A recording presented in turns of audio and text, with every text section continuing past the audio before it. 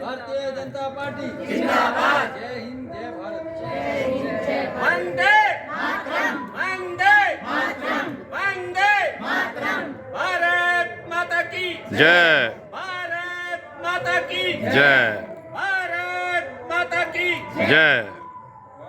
जो मेरा ये मानना है पर्सनली कि जो हमने जब से देश आज़ाद हुआ है, तो जो हमारे प्रधानमंत्री नरेंद्र मोदी ने जो किया है आज तक, वो आज तक कोई भी प्रधानमंत्री नहीं कर पाया जी।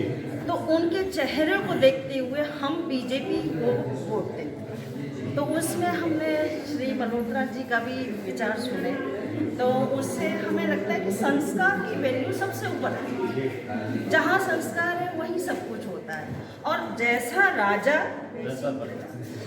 अगर बहुत अच्छा है, राजा संस्कारी है, तो प्रजा की देखभाल अच्छे से करेगा। अगर राजा संस्कारी नहीं है तो प्रजा तो खुश नहीं है। अब हमारा राजा आई मीन टू से मिस्टर नरेंद्र मोदी, वो बहुत ही अच्छे प्राइम मिनिस्टर।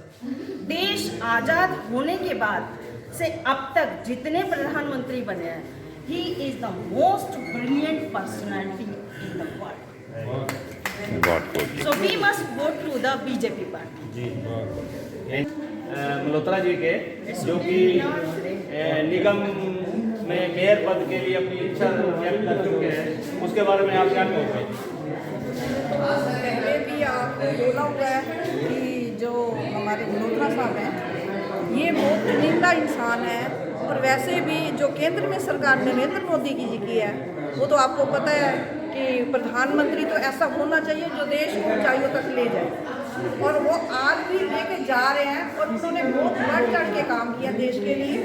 और उन्होंने लेडीज़ के लिए भी बहुत सम्माननीय काम किए हैं उन्होंने। और वैसे हम भी इन बीजेपी पार्टी के साथ ही होना चाहते हैं, क्योंकि उन्होंने जो देश की तरक्की की है, विदेशों में जाके हमारा नाम ऊंचा किया भारत का, उसके लिए तो हम बिल्कुल ही आभारी हैं। सारी जनता ही आभारी है और सभी हमें साथ दें ताकि हम भी चाहे बीजेपी को सारे वोट मिल के दें और उन्हीं को ही आगे रखना है हमने। बस यही मेरी प्रार्थना है, सभी से रिक्वेस्ट है। जय श्री राम। मेरा नाम रविता जोशी है और मैं सुंदरनगर के साथ से हूँ और यहाँ टीसीटी सोशल साइंस हूँ। और मुझे बहुत अच्छा लगा सर के विचार सुनकर कि वो आज हम जानते हैं कि मोदी सरकार कैसा काम कर रही है। किसी एक पर्सनैलिटी को हम नहीं डेमोन्स्ट्रेट कर सकते, यहाँ पे हम सबके बारे में बोल सकते हैं कि काम सबके लिए होता है और अच्छे से हो रहा है। संस्कारों को आगे बढ़ाया जा रहा है, हमारी विरासत को आगे लेकर आया जा रहा है। अभी हमारे स्कूल में नेक्स्ट मंथ जो है एग्जीबिशन लगने वाला है, तो उसमें भी हमने टॉपिक्स उसी से रिलेटेड लिए हैं जहाँ जहाँ पर सरकार ने काम किया है और हमारी इंडियन इकोनॉमी को भी आगे लेकर के आई है। जब अभी भारत की जो अर्थव्यवस्था है 5वें स्थान पर आ गई है और ये सरकार के कार्यों का ही परिणाम है।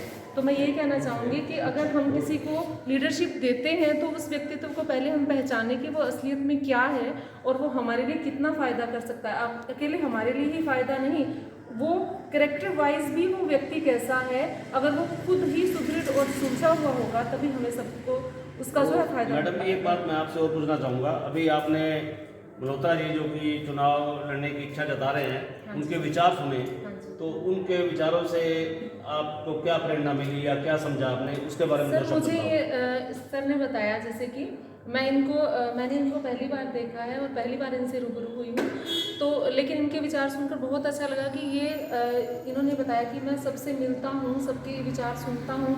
देखो सर, बात करने की और होती है लेकिन ग्राउंड लेवल पर वर्क करना एक अलग चीज़ होती है। एक तो वायदे करना और एक उन वायदों पर वर्क करना, दोनों में बहुत फर्क होता है। अगर कोई व्यक्ति इस तरह का काम करता है तो मेरे लिए वो सम्माननीय है और डेफिनेटली उनको आगे लाना ही चाहिए, हमारा फर्ज बनता है। बहुत अच्छा, thank you madam, thank you. हमारे आए हुए हैं, इनसे भी अच्छी बातचीत हुई है, तो आपके साथ बैठ करके मुझे अच्छा लगा। अगर आपको ये बात ठीक लगी है कि भाई वाकई बीजेपी को करना चाहिए इसको, तो आप हाथ खड़े करके इसका जरूर एक बार अपना बीजेपी का और स्वभाव से मेरी वर्किंग कार्यकर्ता, ये मेरा शौक है, अच्छा काम करना, लोगों समाज के बीच में जाना, उनको अपनी बात करना, फिर उनके अभिमत लेना, ये मेरा शौक रहा है। तो आज आपके पास आने का मकसद सिर्फ ये है, संस्कारित है, प्रतिबद्धित है पार्टी से, इच्छा है टिकट की, फिर भी अगर टिकट किसी और को मिलती है तो मैं ये भी अपील आपसे करना है कि आपको भी भारतीय जनता पार्टी जो एक अच्छी संस्कारित और देश के लिए हितकारी पार्टी है उसके लिए ही काम करें। ये इतना निवेदन मुझे आपसे। दूसरी बात और ये एक राजनीतिक संस्कार की बात बता रहा हूँ। अच्छे संस्कारित आदमियों के हाथ में जब चीज सत्ता आती है, पावर आती है, तो वो जन कल्याणकारी होती है। उनको ऊपर हाईकमान ने कहा कि अब आप मुख्यमंत्री नहीं हैं, तो उन्होंने अपने जूनियर श्रीमान नायब सिंह सैनी जी को चाबी सत्ता की दे दी। ये भी हरियाणा में बहुत पहली बार ऐसा काम हुआ है। नहीं तो छोड़ते नहीं है, जिसको मामूली कुर्सी मिल जाती है वो चिपक रहता है, अपनी ग्रिप बना के रखता है। तीसरी बात और मैं कहना चाहता हूँ कि इस हरियाणा के अंदर ये जो अभी चुनाव गए हैं, जिस ढंग से किसान आंदोलन के रूप में, पहलवानियों के आंदोलन के रूप में या जाट आरक्षण आंदोलन के रूप में, मैं किसी जाति विशेष के लिए नहीं कह रहा, जो हुई है घटनाएं, मैं उसके ऊपर बस एक लाइन में और आपको कहना चाहता हूँ कि भारतीय जनता पार्टी के जो प्राइम मिनिस्टर नरेंद्र जी हैं, उनको किस तरह से हम सत्ता से हटाएं, उसके पीछे और कुछ भी नहीं था। इस प्रदेश की जनता ने अपने मैंडेट दे करके कि यहाँ संस्कारित व्यक्ति की ही जरूरत है, फिर एक बार बीजेपी को उन्होंने मौका दिया। जैसे ये मेरे मित्र कह रहे थे कि मेयर का चुनाव सर निकल, तो मेयर के लिए एक तो कभी अखबारों में हमने खबर दे दी या वीडियो टीवी के आगे बैठ गए, चैनल के आगे बैठ गए,